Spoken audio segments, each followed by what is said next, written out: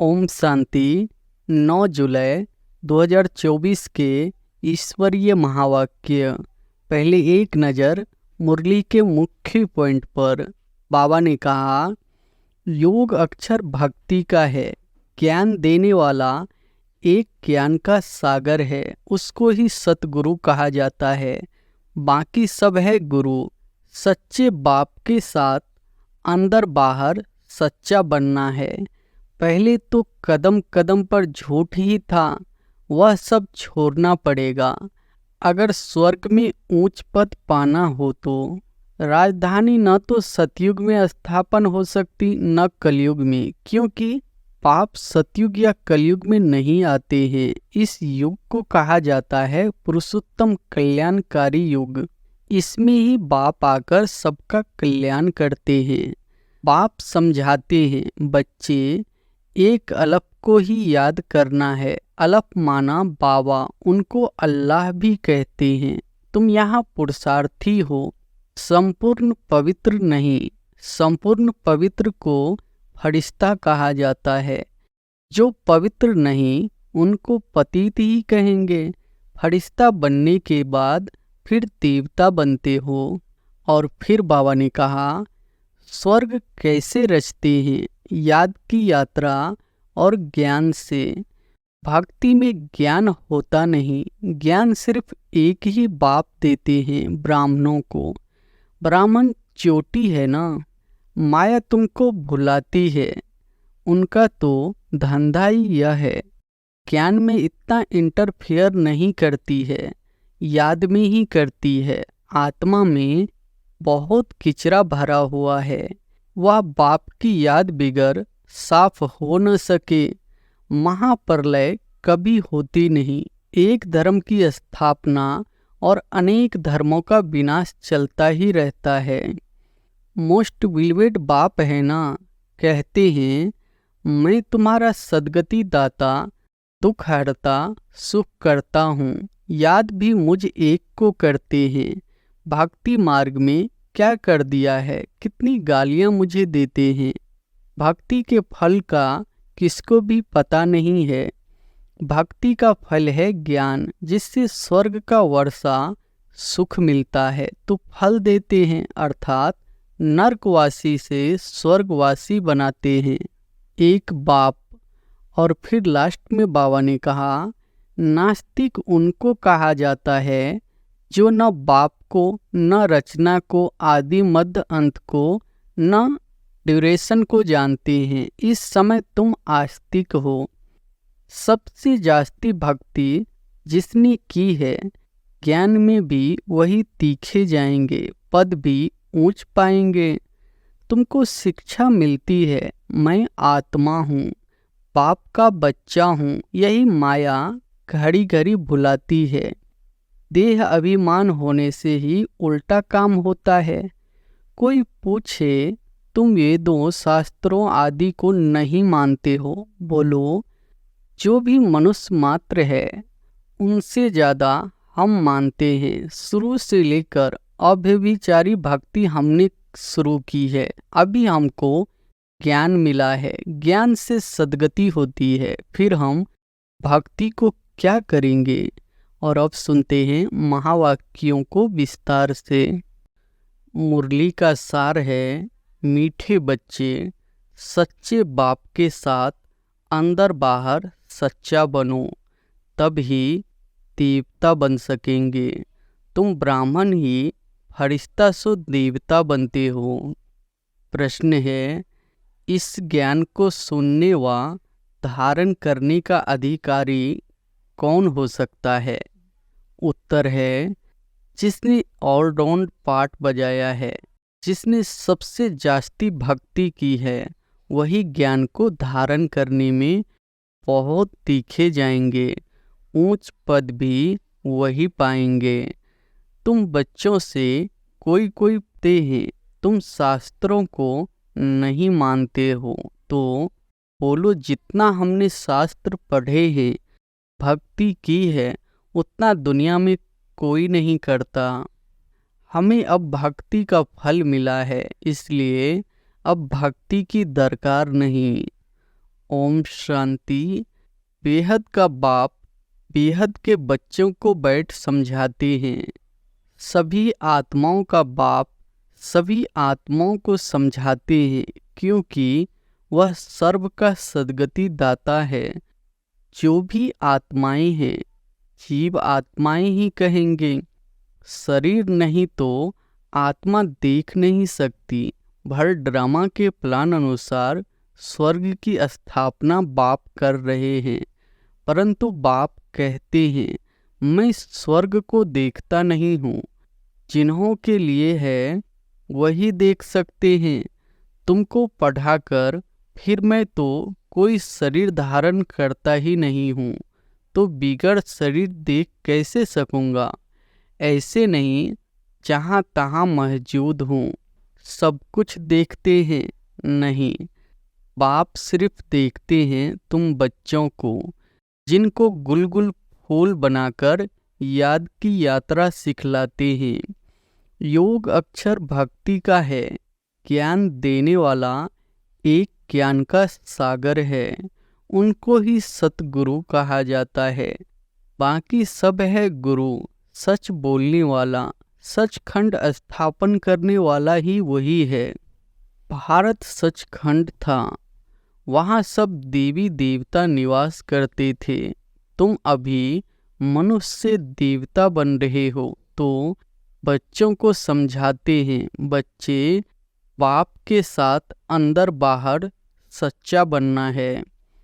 पहले तो कदम कदम पर झूठ ही था, वह सब छोड़ना पड़ेगा। अगर स्वर्ग में ऊंच पद पाना चाहते हो तो भल स्वर्ग में तो पहुंच जाएंगे, परंतु बाप को जानकर भी विकर्मों को विनाश नहीं किया तो सजाएं खाकर हिसाब किताब चुकतू करना पड़ेगा। फिर पद भी बहुत कम मिलेगा। राजधानी स्थापन हो रही है पुरुषोत्तम संगम युग पर। राजधानी न तो सतयुग में स्थापन हो सकती, न कलयुग में, क्योंकि बाप सतयुग या कलयुग में नहीं आते हैं। इस युग को कहा जाता है पुरुषोत्तम कल्याणकारी युग।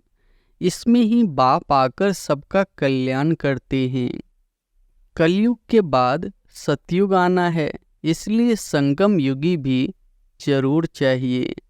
बाप ने बताया है यह पतित पुरानी दुनिया है। गायन भी है, दूर देश का रहने वाला तो पराये देश में अपने बच्चे कहाँ से मिलेंगे। पराये देश में फिर पराये बच्चे ही मिलते हैं।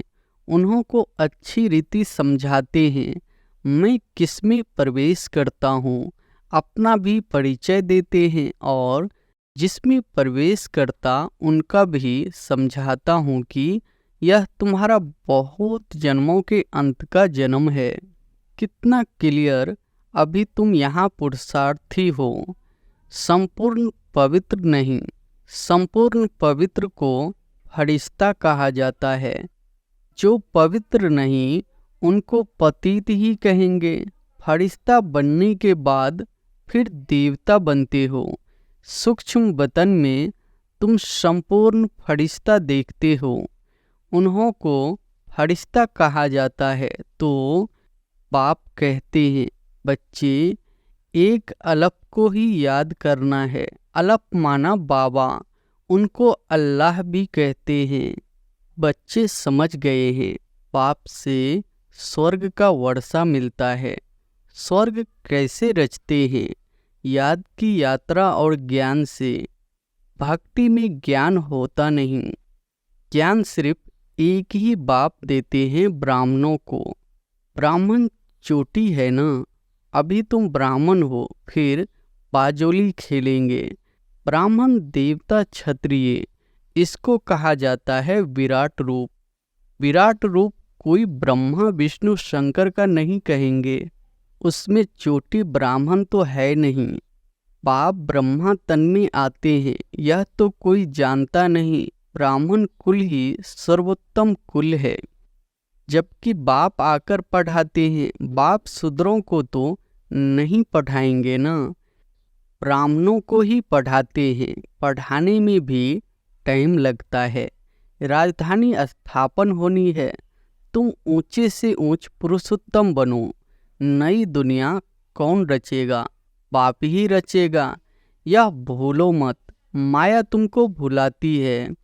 उनका तो धंधा ही यह है, ज्ञान में इतना इंटरफेयर नहीं करती है, याद में ही करती है। आत्मा में बहुत किचरा भरा हुआ है, वह बाप की याद बिगर साफ न हो सके। योग अक्षर से बच्चे बहुत मूझते हैं, कहते हैं बाबा हमारा योग नहीं लगता। वास्तव में योग अक्षर उन हठ योगियों का है। सन्यासी कहते हैं ब्रह्म से योग लगाना है। अब ब्रह्म तत्व तो बहुत बड़ा लंबा चौड़ा है। जैसे आकाश में स्टार्स देखने में आते हैं, वैसे वहाँ भी छोटे छोटे स्टार मिसल आत्माएं हैं। वह है आसमान से पार, जहाँ सूर्य चांद की रोशनी नहीं। तो देखो कितने छोटे छोटे रॉकेट तुम हो। तब बाबा कहते हैं पहले पहले आत्मा का ज्ञान देना चाहिए, वह तो एक भगवान ही दे सकते हैं। ऐसे नहीं सिर्फ भगवान को नहीं जानते, परंतु आत्मा को भी नहीं जानते। इतनी छोटी सी आत्मा में 84 के चक्र का अविनाशी पाठ भरा हुआ है। इनको ही कुदरत कहा जाता है, और कुछ नहीं कह सकते। आत्मा 84 का चक्र लगाती ही रहती है। हर 5000 वर्ष बाद यह चक्र फिरता ही रहता है। यह ड्रामा में नोंद है। दुनिया अविनाशी है, कभी विनाश को नहीं पाती। वो लोग दिखाते हैं बड़ी प्रलय होती है, फिर श्री कृष्ण अंगूठा चूसता हुआ पीपल के पत्ते पर आता है, परंतु ऐसे कोई होता थोड़े ही है। यह तो बेकायदे हैं। महाप्रलय कभी होता ही नहीं।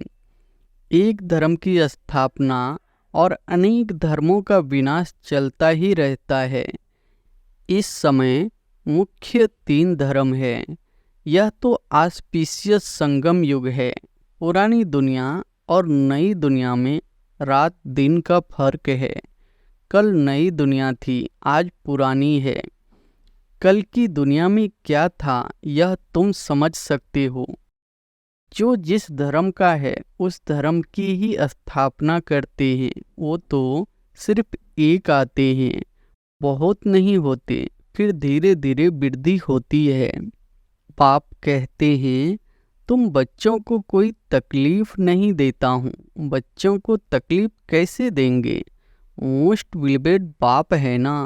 कहते हैं मैं तुम्हारा सद्गति दाता, दुख हरता सुख करता हूँ। याद भी मुझ एक को करते हैं। भक्ति मार्ग में क्या कर दिया है? कितनी गालियाँ मुझे देते हैं। कहते हैं गॉड इज वन। सृष्टि का चक्र भी एक ही है। ऐसे नहीं आकाश में कोई दुनिया है, आकाश में स्टार्स है। मनुष्यों तो समझते हैं एक एक स्टार में सृष्टि है, नीचे भी दुनिया है। यह सब है भक्ति मार्ग की बातें। ऊंचे से ऊंच भगवान एक है। कहते भी है सारे सृष्टि की आत्माएं तुम्हारे में पिरोई हुई है। यह जैसे माला है, इनको बेहद की रुद्र माला भी कह सकते हैं। सूत्र में बांधी हुई है, गाते हैं परंतु समझते कुछ नहीं। बाप आकर समझाते हैं बच्चे मैं तुमको जरा भी तकलीफ नहीं देता हूँ। यह भी बताया है जिन्होंने पहले पहले भक्ति की है वही ज्ञान में तीखे जाएंगे। भक्ति जास्ती की है तो फल भी उनको जास्ती मिलना चाहिए। कहते हैं भक्ति का फल भगवान देते हैं, वह है ज्ञान का सागर, तो जरूर ज्ञान से ही फल देंगे। भक्ति के फल का किसको भी पता नहीं है। भक्ति का फल है ज्ञान, जिससे स्वर्ग का वर्षा सुख मिलता है, तो फल देते हैं, अर्थात नरकवासी से स्वर्गवासी बनाते हैं। एक बाप, रावण का भी किसको पता नहीं है, कहते भी है यह पुरानी दुनिया है। कब से पुरानी है वह हिसाब नहीं लगा सकते हैं। पाप है मनुष्य सृष्टि रूपी झाड़ का बीज रूप। सत्य है वह कभी विनाश नहीं होता। इनको उल्टा झाड़ कहते हैं। बाप ऊपर में है। आत्माएं बाप को ऊपर देख बुलाती है। शरीर तो नहीं बुला सकता। आत्मा तो एक शरीर से निकल दूसरे में चली जाती है। आत्मा न घटती न बढ़ती न कभी मृत्यु को पाती है। यह खेल बना हुआ है। सारे खेल के आदि मध्य अंत का राज बाप ने बताया है। आस्तिक भी बनाया है। यह भी बताया कि इन लक्ष्मी नारायण में यह ज्ञान नहीं है। वहाँ तो आस्तिक नास्तिक का पता ही नहीं रहता है। इस समय बाप ही अर्थ समझाते हैं। नास्तिक उनको कहा जाता है जो न बाप को, न रचना के आदि मध्य अंत को, न ड्यूरेशन को जानते हैं। इस समय तुम आस्तिक बने हो। वहाँ यह पाते ही नहीं। खेल है ना। जो बात एक सेकंड में होती वह फिर दूसरे सेकंड में नहीं होती। ड्रामा में टिक टिक होती रहती है। जो पास्ट हुआ चक्र फिरता जाएगा। जैसे बायोस्कोप होता है 2 घंटे या 3 घंटे बाद फिर वही बायोस्कोप हो बहु रिपीट होगा। मकान आदि तोड़ डालते हैं फिर देखेंगे बना हुआ है। वही हो बहु रिपीट होता है। इसमें मूझने की बात ही नहीं। मुख्य बात है आत्माओं का बाप परमात्मा है। आत्माएं परमात्मा अलग रहे बहुकाल। अलग होती है यहाँ आती है पाठ बजाने। तुम पूरे 5000 वर्ष अलग रहे हो। तुम मीठे बच्चों को ऑलराउंड पाठ मिला है इसलिए तुमको ही समझाते हैं। ज्ञान के भी तुम अधिकारी हो। सबसे जास्ती भक्ति जिसने की है ज्ञान में भी वही तीखे जाएंगे, पद भी ऊंच पाएंगे।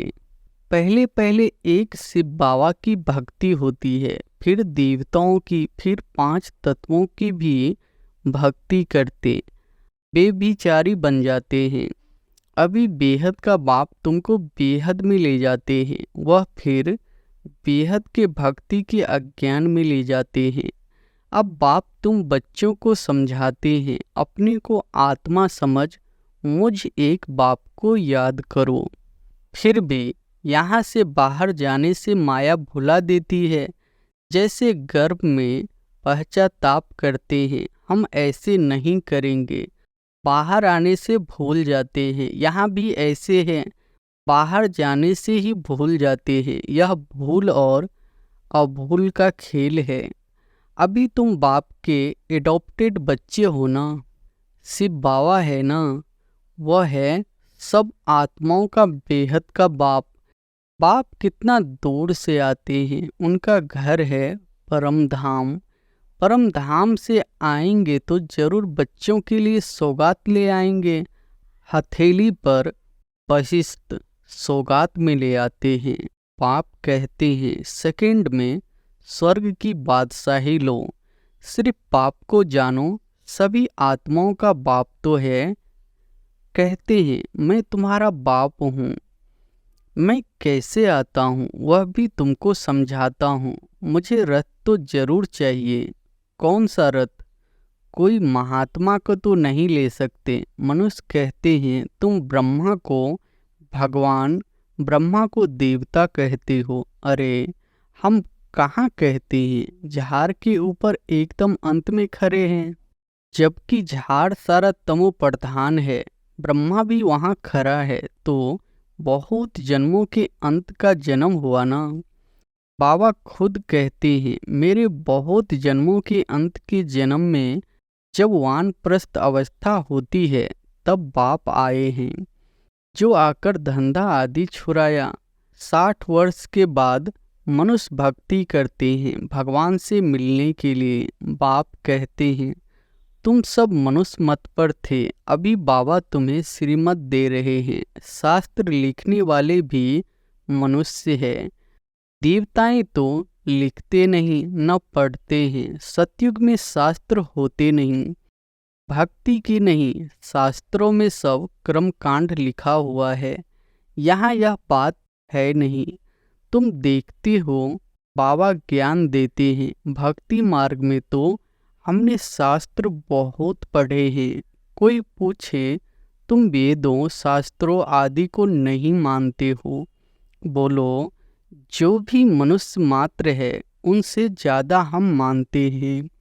शुरू से लेकर अव्यभिचारी भक्ति हमने शुरू की है। अभी हमको ज्ञान मिला है। ज्ञान से सद्गति होती है, फिर हम भक्ति को क्या करेंगे। बाप कहते हैं बच्चे, hear no evil see no evil. तो बाप कितना सिंपल रीति समझाते हैं। मीठे मीठे बच्चे, अपने को आत्मा निश्चय करो। मैं आत्मा हूँ, वह कह देते अल्लाह हूँ। तुमको शिक्षा मिलती है, मैं आत्मा हूँ, बाप का बच्चा हूँ। यही माया घड़ी घड़ी भुलाती है। देह अभिमानी होने से ही उल्टा काम होता है। अब बाप कहते हैं बच्चे, बाप को भूलो मत, टाइम वेस्ट मत करो। अच्छा, मीठे मीठे सिकिलधे बच्चों प्रति माता पिता बाप दादा का याद प्यार और गुड मॉर्निंग। रूहानी बाप की रूहानी बच्चों को नमस्ते। धारणा के लिए मुख्य सार पहली पॉइंट है, रचयिता और रचना के राज को यथार्थ समझ आस्तिक बनना है। ड्रामा के ज्ञान में मूझना नहीं है। अपनी बुद्धि को हद से निकाल बेहद में ले जाना है। दूसरी पॉइंट है, सूक्ष्म वतनवासी फरिश्ता बनने के लिए संपूर्ण पवित्र बनना है। आत्मा में जो किचरा भरा है उसे याद के बल से निकाल साफ करना है। वरदान है, ईश्वरीय रस का अनुभव कर एक रस स्थिति में स्थित रहने वाली श्रेष्ठ आत्मा भव। ईश्वरीय रस का अनुभव कर एक रस स्थिति में स्थित रहने वाली श्रेष्ठ आत्मा भव। जो बच्चे ईश्वरीय रस का अनुभव कर लेते हैं उनको दुनिया के सब रस फीके लगते हैं। जब है ही एक रस मीठा तो एक ही तरफ अटेंशन जाएगा ना। सहज ही एक तरफ मन लग जाता है, मेहनत नहीं लगती है। बाप का स्नेह, बाप की मदद, बाप का साथ, बाप का द्वारा सर्व प्राप्तियाँ सहज एक रस स्थिति बना देती है। ऐसी एक रस स्थिति में स्थित रहने वाली आत्माएं ही श्रेष्ठ है। स्लोगन है, किचरी को समाकर रतन देना ही मास्टर सागर बनना है। किचरे को समाकर रतन देना ही मास्टर सागर बनना है। अच्छा, ओम शांति।